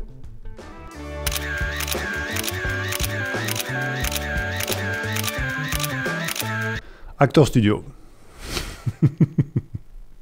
Je vais ensuite importer la vidéo que je viens de réaliser, donc avec toutes mes pauses, dans VLC et je vais regarder en fait toutes les possibilités qu'il y a, faire un arrêt sur image et puis ensuite sauver l'image qui me semble la plus appropriée pour ma miniature. Je vais aller donc dans VLC, cliquer sur vidéo et ensuite je descends sur prendre une capture d'écran. Il va automatiquement enregistrer l'arrêt sur image dans le dossier image de votre ordinateur. Maintenant que notre photo est prête, on va se rendre dans Canva. Une fois que vous avez créé votre compte Canva, vous pouvez cliquer ici sur créer un design et vous pouvez simplement insérer YouTube dedans et vous voyez que vous avez déjà une série de propositions qui sont faites. On va choisir ici la vignette YouTube. Vous voyez ici, vous avez déjà pas mal de modèles qui sont proposés. Vous pouvez tout changer hein, sur ces modèles. Par exemple, ici, on peut changer le texte. On peut décider aussi, par exemple, de l'écart entre les lignes, hein, la hauteur de ligne. On peut changer ça facilement. Ici, par exemple, si on veut modifier la couleur, on peut partir sur une couleur qui est proposée ici, par exemple. Ici, l'arrière-plan aussi, on pourrait mettre, je sais pas moi, quelque chose comme ça, par exemple. Et la photo, si on veut, on peut la changer. Alors, ce qui est bien, c'est qu'il y a une série de photos qui sont proposées. Hein, donc, si ça vous intéresse, vous pouvez en fait modifier, donc carrément glisser les photos dedans, comme ça, pour les changer. Maintenant, si vous avez des photos à vous, vous pouvez les importer également. Donc si dans tout ça, il y a des modèles qui vous semblent intéressants, et c'est vrai qu'il y a des mises en page qui sont déjà pas mal, hein, vous pouvez déjà partir de ça. Nous, ce qu'on va faire, c'est qu'on va commencer de zéro. Donc on va revenir ici dans Accueil, et on va cliquer sur Créer un design, et à ce moment-là, on va appuyer sur le bouton ici avec les dimensions personnalisées, et on va insérer 1920 sur 1080, ce qui nous permettra d'avoir une meilleure résolution que la vignette qui est proposée par défaut chez Canva. Voilà, donc on part d'une page blanche et donc la première chose à faire, c'est qu'on va insérer un arrière-plan. Donc voici à quoi ressemble le résultat final. Donc vous voyez que c'est vraiment la photo que j'ai prise juste avant avec donc j'ai choisi une expression hein, dans toutes celles que j'ai utilisées. On va voir comment créer cette ligne blanche hein, ici directement dans Canva. Vous voyez aussi que j'utilise un logo, hein, c'est le logo de l'application de montage Adobe Premiere Rush. Et en fait, c'est quelque chose vraiment que je vous encourage à faire quand vous parlez d'un logiciel ou peu importe, hein, d'un produit qui possède déjà un logo. Je vous encourage vraiment à l'utiliser dans votre miniature parce que ces logos ont été créés pour attirer le regard. Et en plus, les personnes qui font une recherche sur votre sujet vont directement reconnaître le logo, ça va aussi attirer leur attention et il y aura plus de chances qu'ils cliquent sur votre miniature. Vous voyez aussi que j'ai dupliqué ce logo dans différentes tailles avec un petit effet dessus, donc ça je vais vous montrer comment on fait. On repart de notre feuille blanche et donc la première étape ça va être de choisir un arrière-plan. Donc ici il y a déjà des arrière-plans qui existent, hein, qu'on peut aller chercher, qui sont sympas, donc voilà, avec déjà des textures et des dégradés, ça peut peut-être vous inspirer. Maintenant, c'est pas nécessairement très YouTubesque, ça dépend peut-être un petit peu de votre style à vous, hein, donc à vous de voir, mais c'est vrai que ça, c'est peut-être des choses, voilà, ici par exemple, qu'on peut retrouver sur YouTube, non peut-être pas celui-là. C'est vrai que des dégradés bleus comme ça, par exemple, ça peut être quelque chose qu'on retrouve sur YouTube. Donc vous avez déjà ça. Moi, je vais quand même aller directement dans Google. Je vais insérer dans Google YouTube Background Thumbnail. Donc ça veut dire le arrière-plan pour une miniature YouTube. Et je vais rajouter Free pour être certain d'utiliser quelque chose qui est gratuit. Donc on voit qu'on a des choses qui sont très presque psychédéliques. Hein. Ça attire vraiment le regard directement ici. Donc ça, vous pouvez cliquer dessus et puis après vous faites un clic droit et vous enregistrez l'image ici directement sur votre bureau. Vous voyez qu'il y a déjà toute une série d'images vraiment sympas. Donc ça, je vous invite à choisir celles qui correspondent le plus à ce que vous avez envie de faire. Mais c'est déjà des mises en page qui sont plutôt sympas. Évidemment, on va un petit peu les mettre à notre sauce. Mais vous voyez que vous avez encore pas mal de choses qui sont proposées, quoi. Nous, on va utiliser celle-ci. Donc je vais faire un clic droit et je vais enregistrer l'image sur mon ordinateur. Et je vais directement l'importer dans Canva, donc moi c'est déjà fait, mais ici vous voyez que vous pouvez importer depuis l'appareil, ou même si vous allez sur Instagram, Facebook ou Dropbox, vous pouvez aller chercher les images dessus. Donc moi c'est déjà fait, je vais glisser, déposer l'image ici directement dedans, et vous voyez qu'elle prend déjà directement la bonne position.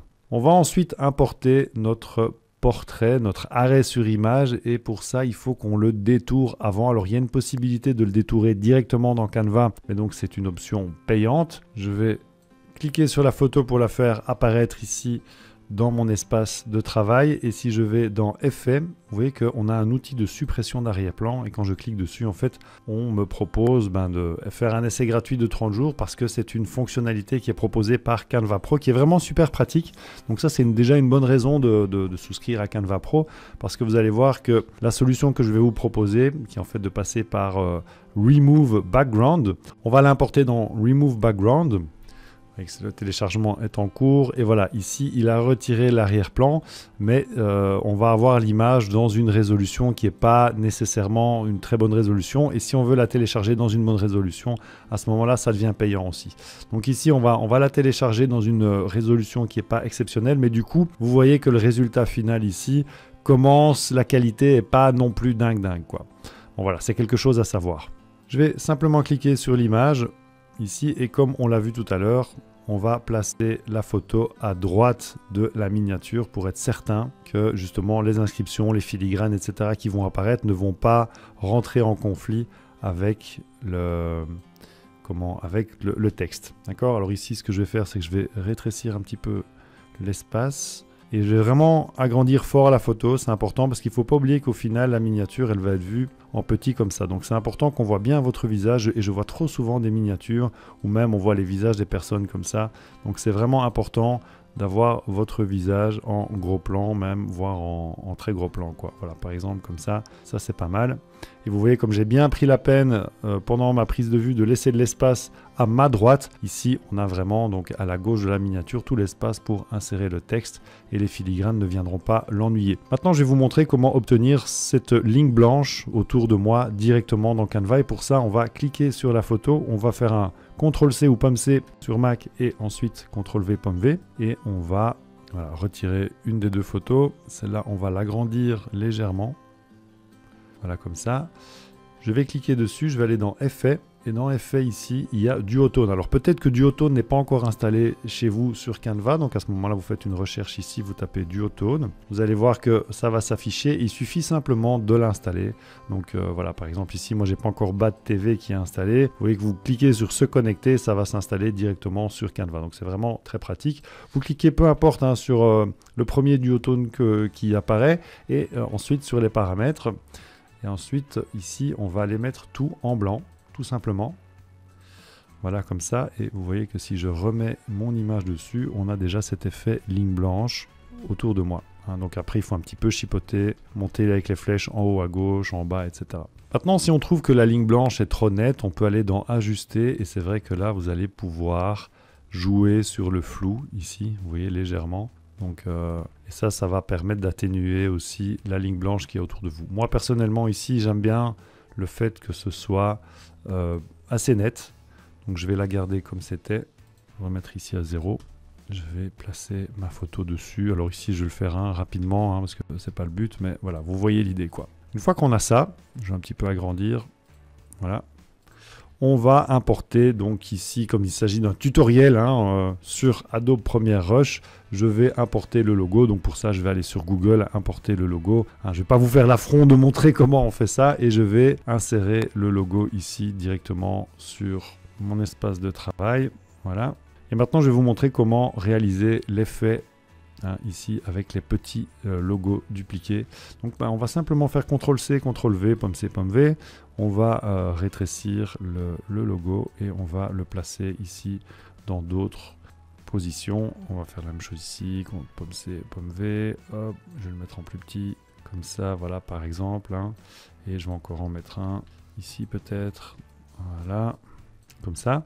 Ensuite, on va sélectionner celui-là, on va aller dans Effets, et là vous avez un effet qui est sympa qui s'appelle Glitch, et donc ça vous pouvez l'installer aussi gratuitement. Vous cherchez ici dans les effets, c'est compris dans Canva, et vous voyez que quand j'appuie dessus vous avez cet effet Glitch. Alors après on peut aller aussi dans les paramètres et on peut essayer de augmenter ou réduire l'effet. On peut aussi travailler sur l'angle, vous voyez, donc ça permet d'avoir quelque chose qui est plutôt sympa. Et maintenant il y a un deuxième effet que j'aime bien ici, c'est l'effet Slice.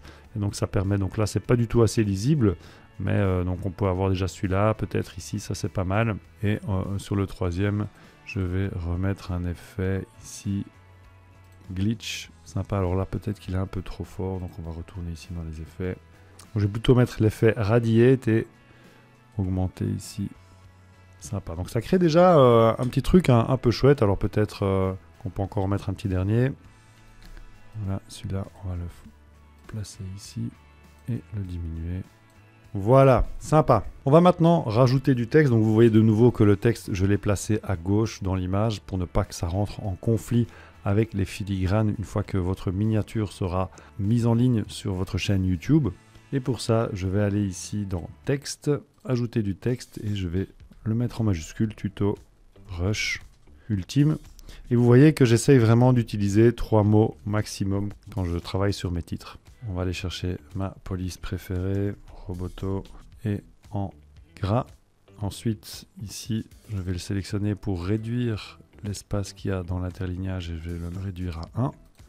Donc ça, c'est déjà pas mal. Maintenant, vous voyez que c'est pas vraiment lisible. Et ce qu'on va faire, c'est qu'on va essayer de justement placer un arrière-plan pour que ce soit plus lisible. Et pour ça, je vais aller ici dans éléments et aller chercher un carré que je vais importer et le mettre aux bonnes dimensions. Et ce carré, ensuite, je vais choisir de le placer derrière le texte et puis de changer la couleur. Alors, ce qui est bien, c'est qu'il me propose déjà des couleurs qui sont dans l'espace de travail. Et donc, on va pouvoir choisir une couleur qui correspond plus ou moins. Je vais ensuite dupliquer le petit rectangle, l'agrandir légèrement pour créer un bord. Je vais le placer, alors là on voit pas vraiment la différence, mais je vais le placer ici. D'abord je vais changer la couleur, comme ça on verra bien. Donc pour la couleur, je vais prendre cette couleur là et je vais le placer en arrière-plan. Voilà, légèrement comme ça. Et on voit que si on place le texte dessus, voilà, on a déjà gagné en lisibilité. Par contre, je suis pas très content du mauve ici. Ça devrait être le même mauve que celui du logo. Et donc pour ça, je vois qu'il m'annonce dans les couleurs du document un mauve qui correspond plus. Je le sélectionne. Je remets mon petit rectangle dessus. Je remets mon texte. Et là, on commence à avoir quelque chose qui est sympa. Il faudrait juste que le rectangle soit un petit peu plus grand. Ou le texte peut-être un tout petit peu plus petit. Donc ça, je pourrais diminuer un petit peu le texte. Voilà, là, ça commence à être vraiment chouette. Je vais ensuite sélectionner le rectangle. Je vais le copier, le coller. Je vais le placer ici en dessous. Le réduire légèrement. Voilà, ça donne plutôt bien. Maintenant qu'on est prêt, je vous invite vraiment toujours à diminuer la taille pour voir ce que ça donne en petit. Donc ici, on voit que c'est quand même une miniature qui ressort fort. Donc ça, c'est vraiment chouette, ça donne super bien. On va pouvoir la télécharger. Pour ça, vous cliquez sur le bouton ici télécharger. Vous choisissez JPEG et vous téléchargez la photo. Vous voyez de nouveau une fonctionnalité avancée sur Canva qui vous propose en fait de programmer vos publications sur Pinterest, Facebook, Twitter, Instagram.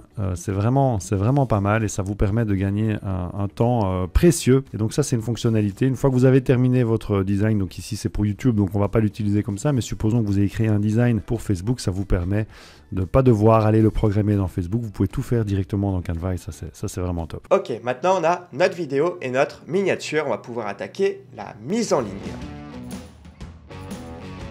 On se retrouve donc à nouveau sur notre chaîne YouTube. Alors ici, on voit qu'on a un bouton pour mettre en ligne notre première vidéo. Sinon, vous pouvez cliquer ici sur le petit icône de caméra avec le plus et on va cliquer sur mettre en ligne une vidéo. Ici, on va y sélectionner notre fichier sur notre ordinateur. Donc là, par exemple, ma vidéo est ici. Comment publier sur l'onglet communauté. Je vais l'ouvrir et on voit qu'elle est partie en mise en ligne. Elle est en train de s'importer et pendant que la vidéo est en train d'être importée, on va pouvoir compléter un petit peu les différentes informations utiles. Donc d'abord le titre. Donc ici, moi, mon titre, ça va être publié sur l'onglet communauté YouTube sans avoir 500 abonnés. Ensuite, la description. Donc ça, je vous laisserai écrire ce qui correspond à votre vidéo. Donc ici, j'ai mis ma description et on voit ici que j'ai un encadré rouge qui me dit, si je descends tout en bas, que j'ai des liens externes cliquables dans ma description et pour pouvoir les mettre, il va falloir valider mon compte. Donc vous voyez par exemple en fait ici, j'ai un lien vers la page ressources de notre blog. On peut retrouver tout ce qu'on utilise sur la chaîne. Et j'ai comme ça plusieurs liens externes et donc ça YouTube n'apprécie pas tant que vous n'avez pas validé votre compte. Donc pour ça, vous cliquez ici sur validation unique. On clique sur suivant et ici, vous pouvez indiquer la méthode de validation que vous voulez. On voit que ça va quand même prendre 24 heures à être validé. Donc moi, je vais vous laisser ici suivre les étapes de votre côté. Moi, je ne vais pas attendre 24 heures pour vous sortir cette vidéo. Donc ici, pour le tuto, j'ai retiré les liens externes. Si vous voulez ajouter des chapitres sur votre vidéo, c'est très simple. Il vous suffit d'indiquer dans votre description le timecode de chacun des chapitres et vous verrez qu'après ça va apparaître automatiquement dans votre vidéo. Donc ça va ressembler à ça, vous voyez ici, de 0 à 17 secondes j'ai mon premier chapitre, de 18 secondes à 2 minutes 46, 47 j'ai mon deuxième chapitre et ainsi de suite. Ensuite ici on a la petite section miniature, donc soit vous pouvez choisir une des images qui est proposé directement depuis votre vidéo, mais moi je vous le déconseille, je vous conseille d'utiliser plutôt la miniature qu'on vient de créer. Donc idem ici, YouTube souhaite mon numéro de téléphone pour importer des miniatures personnalisées. Donc ici, je vais procéder à la validation du numéro de téléphone. Donc j'ai reçu le code sur mon téléphone, je le complète, je peux fermer la page. Donc ici, je vais recliquer sur importer une miniature. Maintenant, on voit qu'il n'y a plus de problème et je vais aller sélectionner ma miniature. Donc moi, elle est juste ici. Et on voit qu'il me l'a bien prise en compte. Ensuite, ici, vous pouvez ajouter votre vidéo à une playlist. Donc là, on voit que pour le moment, j'ai aucune playlist sur ma chaîne. Mais par exemple, vous pouvez faire une playlist sur un sujet bien précis. Donc moi, ça va être par exemple comment bien utiliser YouTube. Et toutes mes vidéos sur cette thématique-là, je les ajouterai à cette playlist. Vous pouvez ajouter ici une petite description si vous voulez et choisir si votre playlist va être accessible publiquement ou s'il n'y aura que vous qui pourra la voir ou si ce sera uniquement les personnes qui posséderont le lien qui pourront la voir, ici dans le cas de non répertorié. Moi, je vais la laisser en public. Vous pouvez ajouter sans problème une vidéo à plusieurs playlists si elle correspond à plusieurs sujets sur votre chaîne. Ici, on voit que par défaut, c'est bien coché « Non, elle n'est pas conçue pour les enfants » au sujet de la vidéo. Donc ça a bien pris en compte la petite case qu'on a activée à la création de la chaîne. Et ici, si on clique sur le petit plus, vous pouvez indiquer s'il y a une communication commerciale. Moi ici, il n'y en a pas. Chapitre automatique ici, ce n'est pas utile puisque on a ajouté nous-mêmes les chapitres dans la description. Ici, sélection de lieux, je vous laisserai regarder de votre côté. Moi, je préfère ne pas l'activer. Ici, vous pouvez ajouter quelques tags. Donc, on vous explique ce que c'est juste ici. Langue de la vidéo, vous pouvez quand même sélectionner que la vidéo est en français. Date et lieu d'enregistrement, pas besoin. Licence, vous pouvez laisser en standard. Ici, tout le reste, vous pouvez laisser comme c'est. La catégorie ici, vous pouvez modifier, mais ça n'aura pas un gros impact. Moi ici, je vais mettre en éducation. Et la section commentaires, ici, vous pouvez laisser par défaut. C'est très bien, ça va déjà vous filtrer. S'il y a des commentaires avec des gros mots ou ce genre de choses, ils n'apparaîtront pas sur votre chaîne. Ensuite, on va cliquer sur suivant. Donc ici, vous allez pouvoir ajouter un écran de fin à votre vidéo. Si je clique ici sur ajouter, on voit qu'on retrouve notre écran de fin en fin de vidéo. Et donc ici, vous allez pouvoir ajouter des suggestions de vidéos pour vos spectateurs. Donc une fois qu'ils seront à la fin de votre vidéo, ici, ils vont pouvoir cliquer sur d'autres vidéos de votre chaîne ou d'autres youtubeurs si vous souhaitez partager une vidéo d'un autre youtubeur. Donc moi ici, j'ai deux emplacements de vidéos. Donc je vais cliquer sur éléments vidéo. On voit que ça me l'a placé ici dans ma petite timeline. Par contre, on voit que ma vidéo qui est ici apparaît trop tôt. Moi, je veux qu'elle apparaisse uniquement quand il y a mon écran de fin. Donc ici. Donc je vais attraper le petit élément et je vais faire en sorte qu'il démarre uniquement à cet endroit-là. Je vais le placer à l'endroit que je souhaite. Donc moi, j'ai mon petit emplacement qui est prévu pour juste ici. Et on va pouvoir choisir ici qu'est-ce qu'on veut partager. Est-ce que c'est la dernière vidéo mise en ligne sur notre chaîne? Est-ce qu'on veut partager un contenu adapté aux spectateurs? Donc ici, c'est YouTube qui va automatiquement proposer une vidéo qui lui semble plus adaptée aux spectateurs qui viennent de regarder votre vidéo. Ou ici, vous pouvez aller sélectionner une vidéo spécifique de votre chaîne. Alors moi, je n'ai rien parce que je n'ai pas encore de contenu sur ma chaîne, mais si vous avez plusieurs vidéos qui sont déjà publiées sur votre chaîne, ici, vous allez pouvoir en sélectionner une pour qu'elle apparaisse en fin de vidéo. Vous pouvez ajouter une deuxième vidéo, donc moi ici je vais mettre contenu adapté aux spectateurs par exemple. Vous pouvez aussi, si vous préférez, ajouter directement un lien vers une playlist, donc par exemple la playlist qu'on vient de créer juste avant. On peut également ajouter un bouton pour s'abonner, donc là on voit qu'il m'a ajouté mon petit bouton rond avec mon icône de chaîne et quand on va cliquer dessus, ça va nous permettre de s'abonner directement à notre chaîne. Donc idem, vous voyez que mes différents éléments ici commencent trop tôt, donc je vais les faire démarrer en même temps que l'autre vidéo. Et vous pouvez lancer la lecture pour vérifier.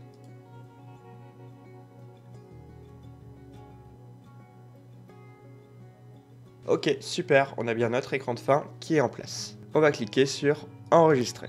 Ensuite ici, ajouter des fiches. Ça va vous permettre d'ajouter un petit bandeau en haut de l'écran à certains moments de vos vidéos pour rediriger vers une autre de vos vidéos ou vers une playlist ou vers une chaîne YouTube. Donc imaginons qu'à cet endroit-là de ma vidéo, je veux partager une autre vidéo. Je vais cliquer ici sur vidéo. Je vais aller chercher la vidéo que je souhaite. Donc je vais aller chercher une vidéo de stratégie vidéo. Donc par exemple ici j'ai envie de partager la vidéo d'Olivier sur ChatGPT. Donc je vais taper le nom de sa vidéo directement ici. Vous pouvez aussi chercher directement une de vos propres vidéos si vous en avez. Hop, donc ChatGPT, comment écrire un script YouTube ici. Et donc vous voyez, il y a un petit bandeau qui apparaît sur ma vidéo qui redirige directement vers la vidéo d'Olivier. Vous pouvez placer comme ça jusqu'à 5 fiches différentes dans votre vidéo. Et donc je vous rappelle, ici vous pouvez ajouter des vidéos, des playlists, une chaîne ou un lien, mais pour ça il faut être membre partenaire YouTube. Donc ça viendra un peu plus tard quand vous aurez plus d'abonnés et d'heures de visionnage accumulées sur votre chaîne. Je vais cliquer sur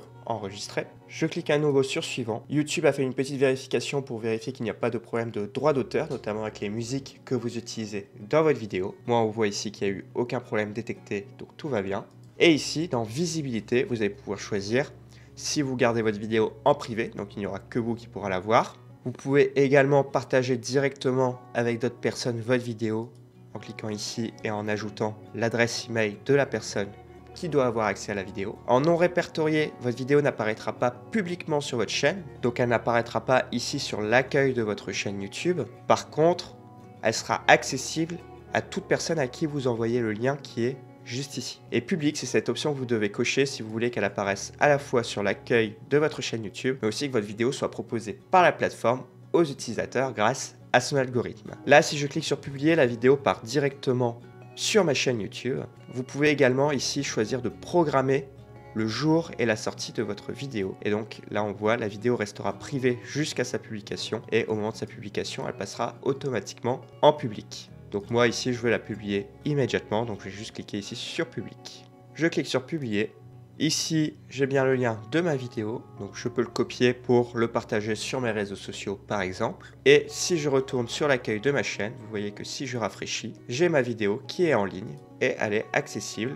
On voit qu'elle a été publiée il y a 20 secondes et que pour le moment, il n'y a aucune vue. Et voilà, vous avez toutes les connaissances pour vous lancer, ou presque. On n'a pas vraiment approfondi au sujet du montage vidéo, alors que c'est un point très important à travailler pour retenir votre audience sur vos vidéos. Je vous rappelle donc qu'on organise un atelier en ligne entièrement gratuit ce dimanche à 20 h pour savoir comment monter des vidéos dynamiques sans y passer des heures et attirer vos futurs clients sur YouTube, même si vous n'y connaissez rien en montage. Vous pouvez vous inscrire juste ici. Laissez-moi un pouce bleu si vous avez appris quelque chose, un petit commentaire, ça fait toujours plaisir. Abonnez-vous en activant la petite cloche si ce n'est pas encore fait.